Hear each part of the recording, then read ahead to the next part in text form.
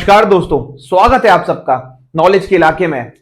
और ये मेरे बारे में कुछ डिटेल्स। आइए बात करते हैं आईबीपीएस पीओ के रीसेंट नोटिफिकेशन के बारे में। तो दोस्तों, आईबीपीएस का नोटिफिकेशन 31 जुलाई को घोषित हो गया है और उसमें 3049 वैकेंसीज हैं। अब ये वैकेंसीज देख के मेरे कई मित्र और मेरे कई स्टूडेंट्स बड़े घबरा रहे हैं, सोच रहे हैं कैसे होगा।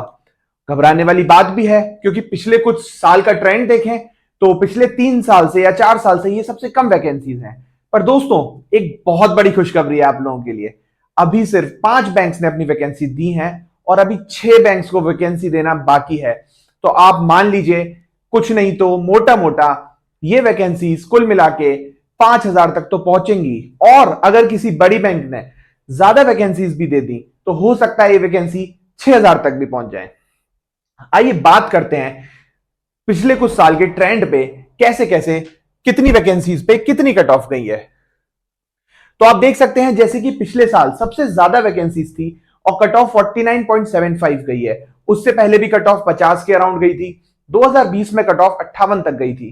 तो आप ये मान के चलिए कि अगर वैकेंसीज नहीं भी बढ़ती है, जो कि बिल्कुल नहीं होने वाला, वैकेंसीज जरूर बढ़ेंगी, बट इनकेस वैकेंसीज नहीं भी बढ़ती है तो भी आपकी कट ऑफ 60 से ज्यादा तो नहीं आएगी। तो अब आपको यहां पे डिसीजन लेना है कि अब मैं ये सोचूं वैकेंसीज कितनी है, मेरी कैटेगरी में कितनी वैकेंसी है, मेरा होगा कि नहीं होगा। इन सब चीजों पे समय बर्बाद मत करिए। आप ये सोचिए आपको एक सीट चाहिए और उस सीट के लिए आपको बेस्ट देना है। और प्रीलिम्स का जहां तक की सवाल है तो 3050 या 49 वैकेंसी पे भी कट ऑफ 60 से ऊपर नहीं जाएगा। तो बात करते हैं सिलेबस की और स्ट्रेटेजी की प्रीलिम्स के। तो दोस्तों, प्रीलिम्स में 3 हिस्से होते हैं, इंग्लिश, मैथ्स और रीजनिंग। इंग्लिश 30 नंबर का, मैथ्स और रीजनिंग 35 नंबर की। अब दोस्तों, बहुत लोग होते हैं जिनकी इंग्लिश वीक होती है या फिर जो हिंदी मीडियम से पढ़े होते हैं। मैं ऐसा नहीं कह रहा हूं सब हिंदी मीडियम वालों की, पर ज्यादातर ऐसा देखा गया है कि जो इंग्लिश मीडियम का है उसकी इंग्लिश तो अच्छी होती है ऑन एवरेज।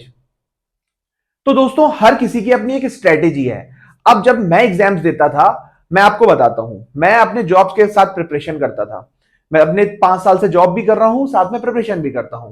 पिछले दोनों बार मेरा प्री बहुत आसानी से निकला क्योंकि जब मैं एग्जाम देने जाता था तो कहीं ना कहीं मेरा एक माइंडसेट होता था। मेरा माइंडसेट रहता था कि यार मेरे को 60 नंबर लेकर आने हैं कैसे भी। तो उसके लिए जो मैंने स्ट्रेटेजी बनाई थी वो ये थी कि कम से कम 20 नंबर इंग्लिश में, 25 नंबर रीजनिंग में और 20 नंबर मैथ्स में। और उसी के हिसाब से मैं अपनी जो मॉक टेस्ट की तैयारी होती थी वो भी करता था। और मोटा मोटा मेरे मॉक टेस्ट में भी 60 से 65 नंबर आने लगे थे और मैं कॉन्फिडेंट था कि इतना मेरा मेन एग्जाम्स में भी आएगा। और वाकई मेरे मेन एग्जाम में भी इतने ही नंबर आते थे। तो दोस्तों, मैं आप सबसे ये बोलूंगा, आप एक स्ट्रेटेजी की तरह तैयारी करिए क्योंकि प्रीलिम्स सिर्फ नंबर गेम है। आपको सिर्फ कट ऑफ क्लियर करनी है। मेंस की तैयारी अलग तरीके से होती है, प्रीलिम्स की तैयारी अलग तरीके से होती है। मेंस की रीजनिंग डिफरेंट है, मेंस में करंट अफेयर्स भी आता है। मैं पूरी डिटेल वीडियो बनाऊंगा मेंस की कैसे तैयारी की जाए।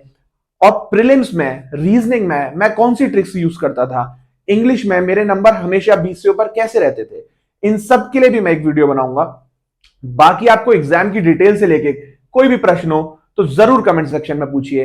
बाकी ऑल द बेस्ट, तैयारी शुरू कर दीजिए, बिल्कुल मत घबराइए, वैकेंसी जरूर पड़ेंगी। जय हिंद।